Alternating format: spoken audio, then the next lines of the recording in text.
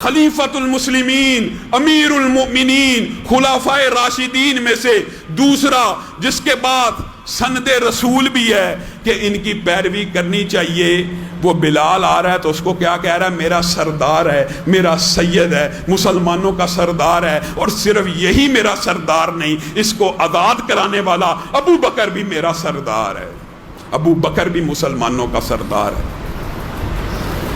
ابو بکر کے والد نے کہا کیا کرتے ہو ابو بکر؟ کمزوروں کو آزاد کراتے ہو؟ یہ تجھے کیا فائدہ دے گا؟ کسی طاقتور کو آزاد کراتے تیرے کام آتا، تیری تجارت میں حصہ بنتا۔ فَأَمَّا مَنْ آتَى وَاتَّقَى وَصَدَّقَ بِالْحُسْنَى فَسَنُيَسِّرُهُ لِلْيُسْرَى۔ ان کے والد کے یہ الفاظ اللہ نے آسمان پہ سنے اور آسمان سے آیتوں کو نازل کرنا شروع کر دیا۔ ابو بکر نے یہ جواب دیا اپنے والد کو، بابا یہ میں نے اپنی تجارت کے لیے آزاد نہیں کیا، یہ ٹریڈنگ تو، یہ تجارت تو میں نے اللہ کے ساتھ کر لی ہے۔ اللہ نے آسمان سے کیا کہا ابو بکر کو؟ فَأَمَّا مَنْ آتَى وَاتَّقَى وَصَدَّقَ بِالْحُسْنَى فَسَنُيَسِّرُهُ لِلْيُسْرَى۔ اے ابو بکر، جو تو نے عطا کی، جو تو نے تقوی کا اظہار کیا، جو تو نے میری بارگاہ میں صدقہ کیا، تیرے لیے بہت ہی آسانی کے رستے رب تعالیٰ نے تیار کر دیے۔ اسی پر بس نہیں، پے در پہ آیات اترتی رہی۔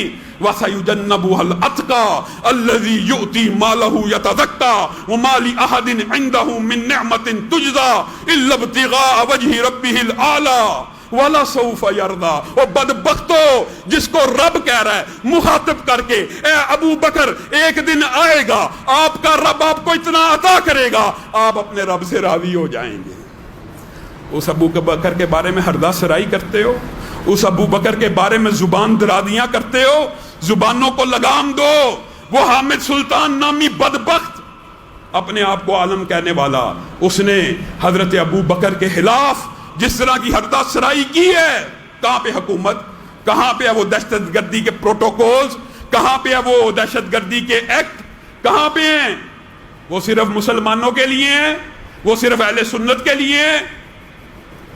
ہم نے پہلے بھی بارہا یہ بات رکھی ہوئی ہے کہ جائیے، ہم تو فرقہ واریت کو ملک سے ایسے ختم کرنے کے لیے تیار ہیں کہ کوئی زبان جو کسی ایک صحابی کی بھی توہین کرے اس کو کاٹ ڈالا جائے، جو اہل بیت میں سے کسی ایک کی توہین کرے اس کی زبان کو بھی کاٹ ڈالا جائے۔ آپ بھاگتے ہو، آپ ہردہ سرائی کرتے ہو۔ نیشنل ایکشن پلان بنایا گیا ہے، آج کے بعد ملک سے فرقہ واریت ختم ہوگی، اور ایک خاص فرقے کے خاص بد گوئی کرنے والے انسان کیا کہ ان کو بات ہی نہیں آتے۔ جب بھی کوئی مسئلہ ہو، اب آپ یہاں سے اندازہ لگا لیجئے کہ حضرت امیر معاویہ حضرت ابو سفیان کا کیا چکر ہے۔ کوئی چکر نہیں ہے۔ حضرت امیر معاویہ، حضرت ابو بکر جتنے متقی بھی بن جائیں، ان بدبختوں کی زبان سے نہیں بچ سکتے۔ ان کے دل میں رفض ہے، ان کے دل میں گالیاں ہیں، ان کے دل میں نفرت ہے۔ کس سے؟ صحابہ کے بارے میں نفرت، رسول اللہ کے خاندان کا نام لیتے ہیں۔ کیا ابو بکر سسر نہیں ہے؟ کیا ابو بکر خاندان نہیں ہے؟ کیا امی عائشہ خاندان نہیں ہے؟ امی حفصہ اور عمر خاندان نہیں ہے؟ یہ سارے کے سارے خاندان ہی کے افراد ہیں، یہ سارے کے سارے خاندان کے افراد ہیں۔ ان کو تو رسول اللہ کے خاندان سے بھی نفرت ہے۔ تین سسر، ابو بکر و عمر، ابو سفیان، تینوں برے معاذ اللہ۔ تین بیویاں، عائشہ، حفصہ، ام حبیبہ، معاذ اللہ تینوں بریاں۔ دماد عثمان برے، اور خاندان سے ہمیں محبت ہے۔ اور جھوٹے ہیں، خاندان سے کہاں محبت ہے؟ یہ رسول اللہ کا خاندان نہیں ہے۔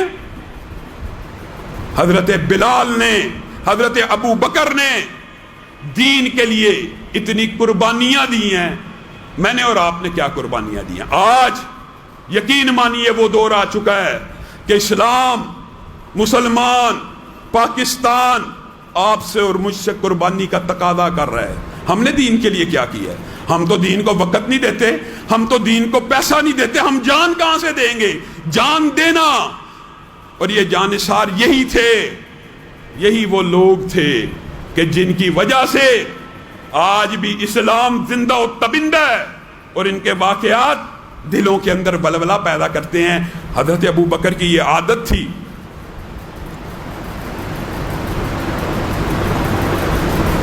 کہ وہ غلاموں کو آزاد کرایا کرتے تھے۔ حضرت ابو بکر نے اپنی شان میں ان آیتوں کو سنا.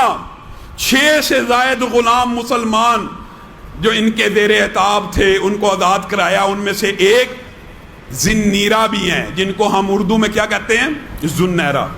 ذنیرہ کا اصل تلفظ عربی میں ذنیرہ ہے لیکن مستعمل ہے اردو میں ذنیرہ رومی کے نام سے بھی. یہی ہیں وہ کہ جن کی آنکھوں کے اوپر بعض روایات میں ان کی بنائی چلی گئی اور بعض روایات کے الفاظ کیے ہیں ان کے اوپر بھی ان بدبختوں نے اتنا ظلم و تشدد کیا. ابو بکر وہ ظلم برداشت نہیں کر سکے, ان کو آزاد کروایا. کیا ظلم کیا؟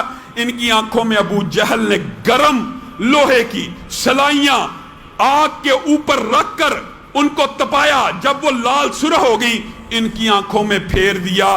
دونوں آنکھیں ان کی آگے والی جلد آپس میں مل گئی.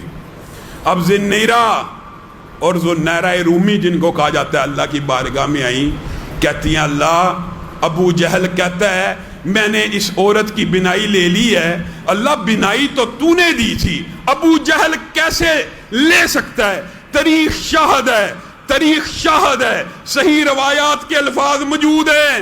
ابھی ذنیرہ اللہ کی بارگاہ میں یہ دعا کر رہی ہیں, جلد پھوٹی, دونوں جلدوں میں سے اللہ تعالیٰ نے 2 نئی آنکھوں کو پیدا کیا. اور ذنیرہ کہنے لگی ابو جہل پہلی آنکھوں سے نظر صحیح نہیں تھا آتا, یہ آنکھیں ایسی ہیں کہ بغیر توجہ اور کوشش کے ہر چیز دیکھ رہی ہوں.